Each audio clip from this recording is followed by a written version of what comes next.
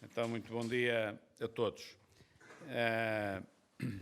Como sabem, ao longo de todo o mês de julho, fui apresentando as linhas de força do programa do PSD, naquilo que são as áreas mais sensíveis. Faltam duas áreas que vão ser feitas agora, ainda em agosto e ainda esta semana. Uma delas são as principais medidas para a reforma do sistema político, e a que fica a faltar, e será também nos próximos dias, é a questão da justiça. Relativamente às reformas para o sistema político, elas decorrerão seguramente, se as viermos a fazer e queremos fazê-las, e o país precisa que sejam feitas, de acordos com os outros partidos, como é evidente, nenhum partido sozinho o faz, mas estas são as linhas de força daquilo que nós entendemos que deve ser feito. Em primeiro lugar, à cabeça de tudo, é imperioso que o país encontre uma nova forma de eleger os deputados à Assembleia da República. A forma como hoje se elege não estava errada, estava correta em 1976, mas até 75, porque foi assim que a própria Assembleia Constituinte foi eleita, com os círculos eleitorais, pelos distritos, da mesma forma como é hoje.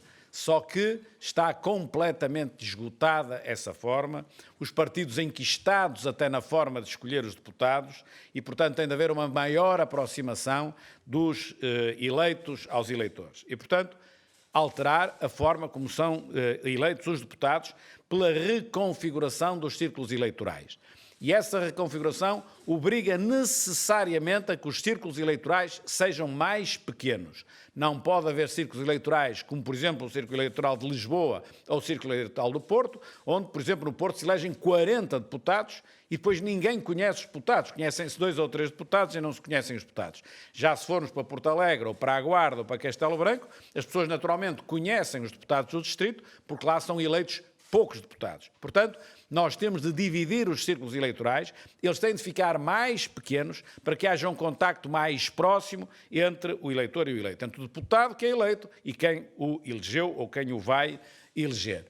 Se o círculo é apenas de um deputado, que são os famosos círculos uninominais, ou são círculos, por exemplo, no máximo de 10 deputados, no máximo de 12 deputados, por exemplo, isso aí será, naturalmente, depois do debate, que a Assembleia da República deverá determinar. Eu tenho a minha ideia, mas tenho a consciência que essa é apenas um contributo para o debate. A seguir, torna-se também, tem-se tornado claro, e particularmente este recente processo de escolha de deputados, de feitura das listas nos diversos partidos e no meu também, implica que nós temos também de fazer uma limitação do número de mandatos dos deputados, assim como acontece, por exemplo, para os presidentes de Câmara e para o Presidente da República. Hoje, nada impede que um deputado seja deputado há 40 anos, ou seja deputado há 30 anos. Há muitos deputados que estão lá há 20, 30 anos. E, portanto, nós achamos que chegou à altura de, efetivamente, ter a coragem de o fazer, e nunca foi feito. Porquê? Porque a Assembleia da República tem de legislar sobre si própria e, na prática, os deputados não querem impor a si próprios essa limitação. Nada melhor do que chegarmos a um partido onde a direção nacional e particularmente o líder não tem problema nenhum com isso e, portanto, é a proposta que pomos em cima da mesa, limitar o número de deputados, limitar o número de mandatos dos deputados. O deputado, portanto, passa a poder fazer só 2 mandatos ou só 3 mandatos, tal como acontece com o Presidente da República, que são 2, ou com os Presidentes de Câmara, que são 3 mandatos. Propomos também a uniformização dos mandatos legislativos e autárquicos de 4 para 5 anos. Como sabem, o Presidente da República tem um mandato de 5 anos, o Parlamento Europeu tem um mandato de 5 anos, mas as autarquias e a Assembleia da República têm apenas um mandato de 4 anos. Aquilo que entendemos é que os mandatos devem passar a ser todos de 5 anos. Isto em nome até também, não só, mas também, em nome de uma maior estabilidade na governação, seja nas autarquias, seja principalmente a nível do governo, para que a governação não esteja permanentemente interrompida, ou esteja menos interrompida com atos eleitorais. E nós sabemos que normalmente os governos, não é correto, mas é como procedem, condicionam a sua governação porque vão ter legislativas daqui por um tempo, ou porque vão ter autárquicas daqui por um tempo, ou vão ter presenciais, ou vão ter até regionais, ou vão ter para o Parlamento Europeu, e, portanto, isto dificulta uma política mais estruturada. Naturalmente que a democracia pressupõe eleições, mas se uniformizarmos tudo a 5 anos, permite, apesar de tudo, permite uma melhor consistência da governação, e então nas autarquias, seguramente, e aí eu tenho particular experiência. Entendemos também que deve haver uma limitação do número de mandatos para a função de vereador. A função de vereador, neste momento, não tem também limitação. Alguém pode ser, uma pessoa qualquer pode ser vereador ou vereadora durante 20 ou 30 anos. Entendemos que a função de vereador também deve ter uma limitação. Mas reparem que eu estou a dizer a função de vereador. O que é que isto quer dizer? Quer dizer que alguém que foi vereador, se passar para outra função, designadamente para Presidente de Câmara, pode fazê-lo. Não vamos dizer já foste 3 mandatos de vereador, vais embora, nem Presidente podes ser. Portanto, a função de vereador. Depois entendemos, como há muitos anos temos vindo a entender, o PSD tem vindo a entender, e agora reforço ainda mais essa ideia, é que nós devemos fazer uma redução do número de deputados a eleger para a Assembleia da República. Uma redução sem demagogia. Eu sei que apresentar esta proposta com demagogia caía muito bem na opinião pública. Dizer que ia reduzir o número de deputados para metade. Os deputados não estão lá a fazer nada, são muitos, reduz para metade. Isso seria entrar por uma linha demagógica, até porque obrigava a que os grupos parlamentares mais pequenos, ainda mais pequenos ficassem e não eram minimamente funcionais. Agora, uma redução equilibrada do número de deputados é algo que é perfeitamente possível e conveniente fazer. E como fazer essa redução?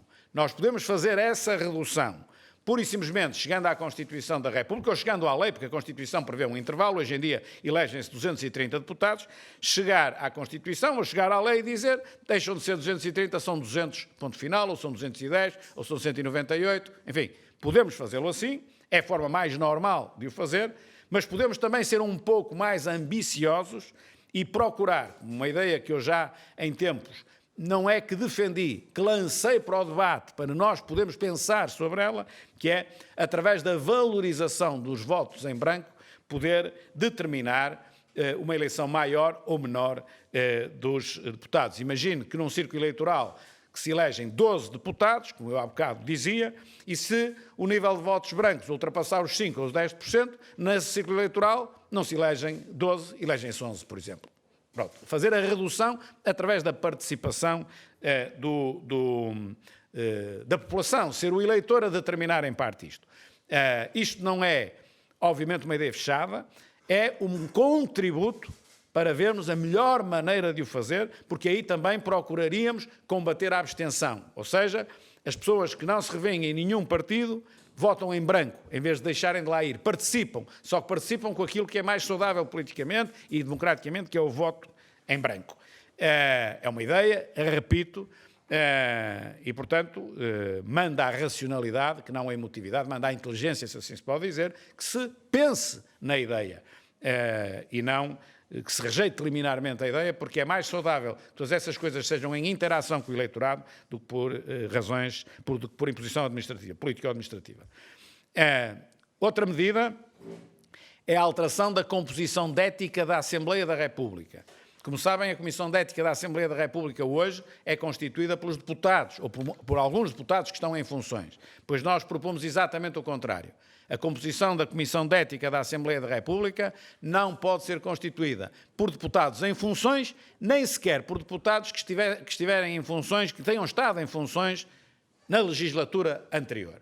Podem lá estar ex-deputados, seguramente, mas nunca os que estão em funções agora ou ex-deputados da última legislatura. Só assim é que nós conseguimos que as apreciações dos comportamentos éticos, dos impedimentos, etc., através da Comissão de Ética da Assembleia da República, não sejam juízes em causa própria, não sejam os deputados, não é que sejam juízes na sua própria causa, mas é na causa do colega que é parecida com a sua. E, portanto, uma forma de credibilizar a Comissão de Ética é seguramente que a sua composição se altere e que não possam estar deputados em funções. A outra alteração, ainda uma outra alteração que nós propomos, é essa muito antiga, que, como sabem, mesmo quando estive noutras funções já o propunha, alteração à lei autárquica no sentido de do reforço da transparência e da qualidade da governação local. Aquilo que é o exemplo mais acabado que eu dei ao longo de anos e continuo a dar no caso da lei autárquica é a confusão que se faz entre o órgão executivo com o órgão da Assembleia Municipal, o órgão deliberativo. Como sabem, nas autarquias hoje há duas assembleias.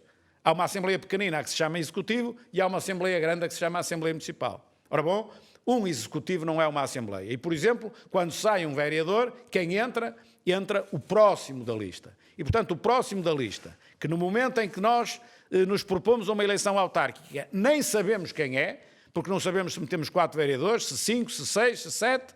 Portanto, o próximo da lista, que não sabemos quem é, tem de ser uma pessoa que está apta para o urbanismo, para o ambiente, para a cultura, para tudo. Porque não se sabe, ao longo do mandato, o vereador que vai sair, e se sair, quem entrar tem de estar apto a isso. E, portanto, nós temos de fazer uma alteração à lei, conferindo-lhe mais governabilidade, mais transparência e também mais qualidade da governação e, portanto, o Presidente da Câmara tem de ter uma latitude maior na escolha e dizer, bom, se me saiu o vereador do urbanismo, eu agora tenho de escolher alguém que saiba do urbanismo e não o próximo da lista, coisa que numa Assembleia Municipal ou numa Assembleia da República faz sentido, num órgão executivo não faz sentido. Imaginem que o Ministro das Finanças saía, um Ministro das Finanças saía e para substituir o Ministro das Finanças entrava o próximo da lista. Portanto, isto não faz sentido, isso não faz sentido à escala do Governo, também não faz à escala dos governos locais. Portanto, a alteração da lei autárquica no sentido de reforço da transparência e da qualidade da governação local.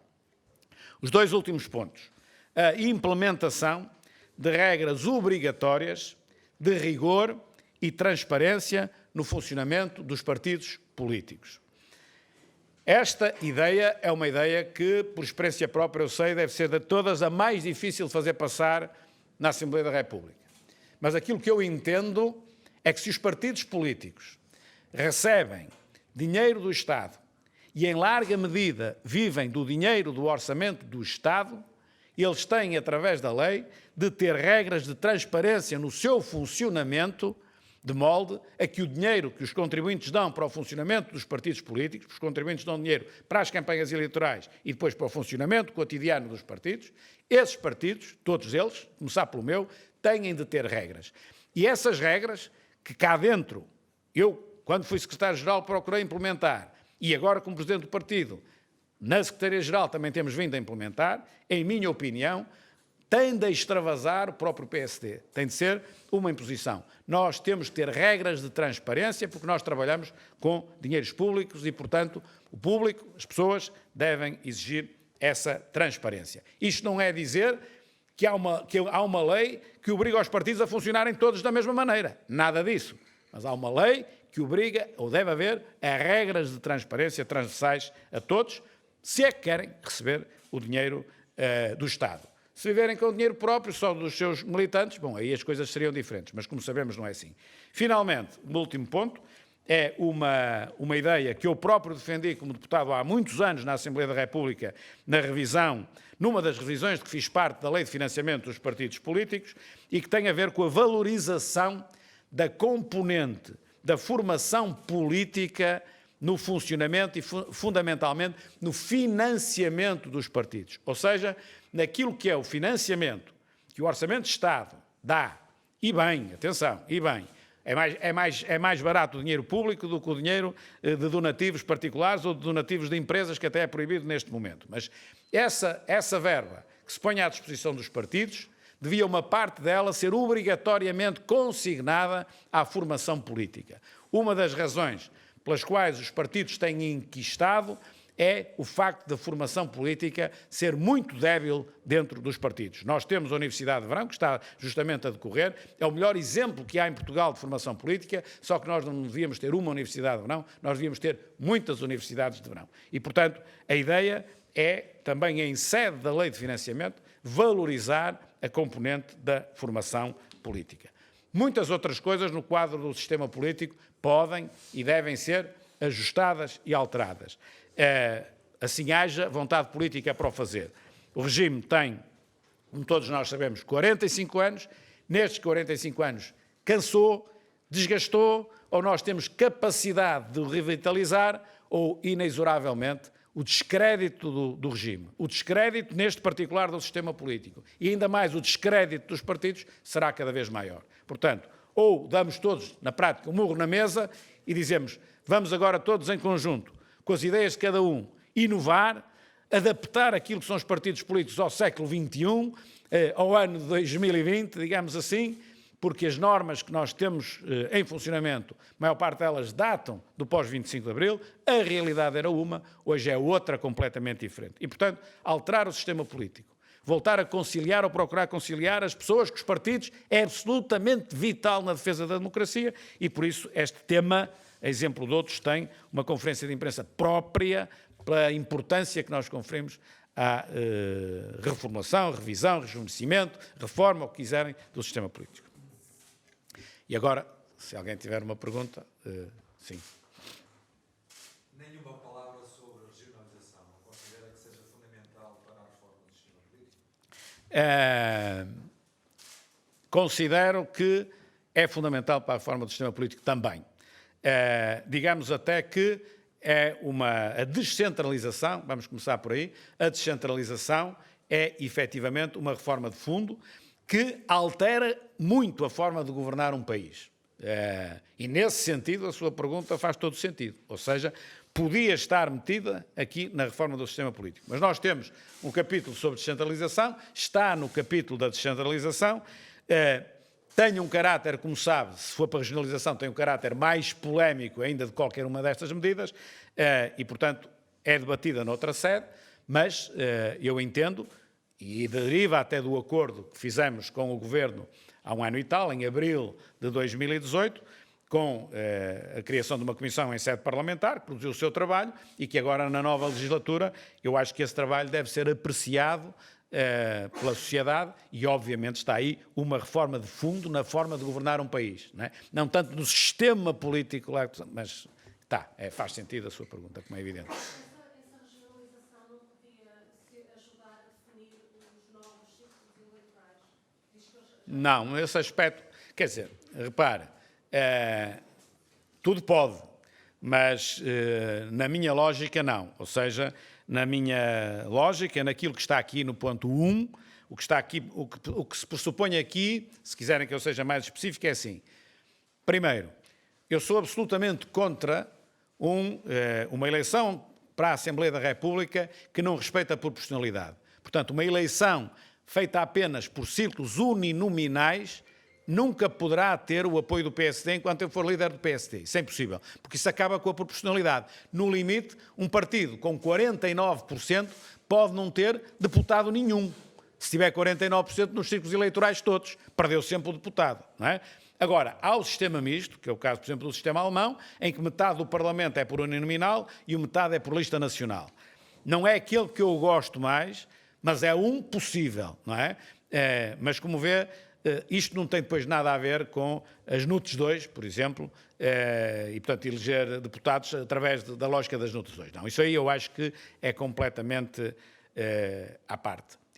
Aquilo que eu defendo, sinceramente, é a existência de círculos mais pequenos, mas nunca apenas de um deputado, nunca apenas de 2 ou 3, e, portanto, círculos eleitorais onde, por exemplo, se elejam 12 deputados, 13, 11 deputados no máximo.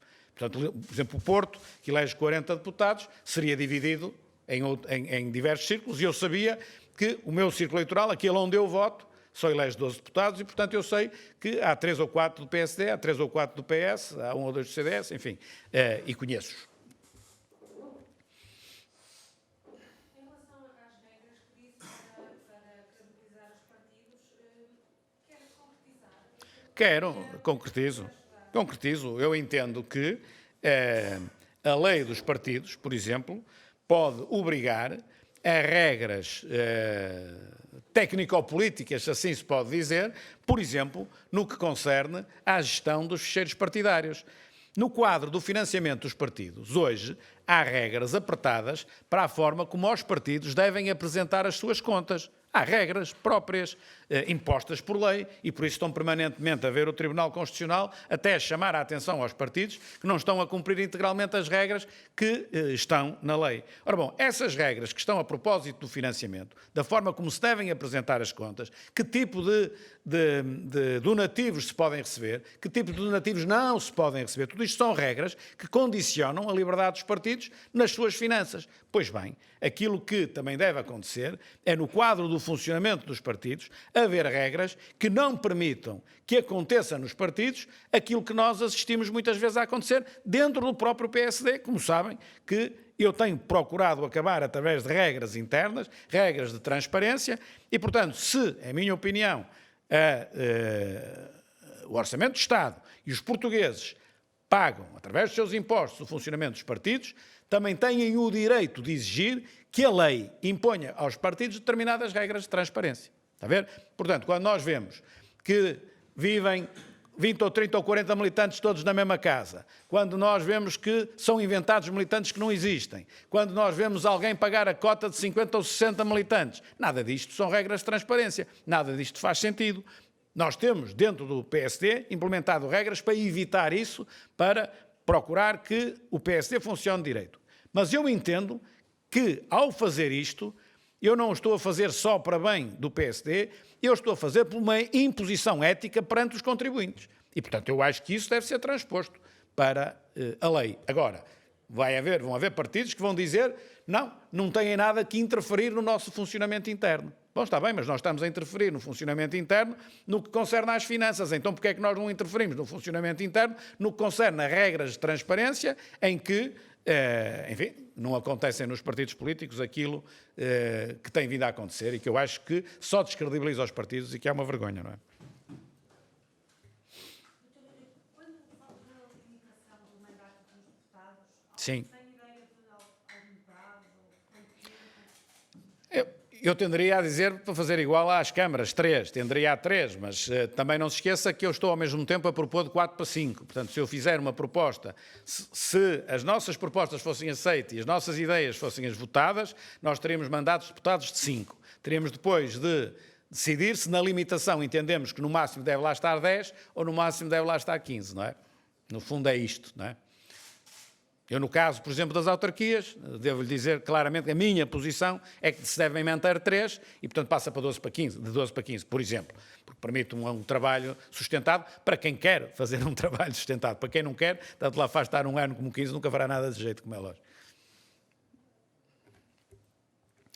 É tudo? Então, muito obrigado.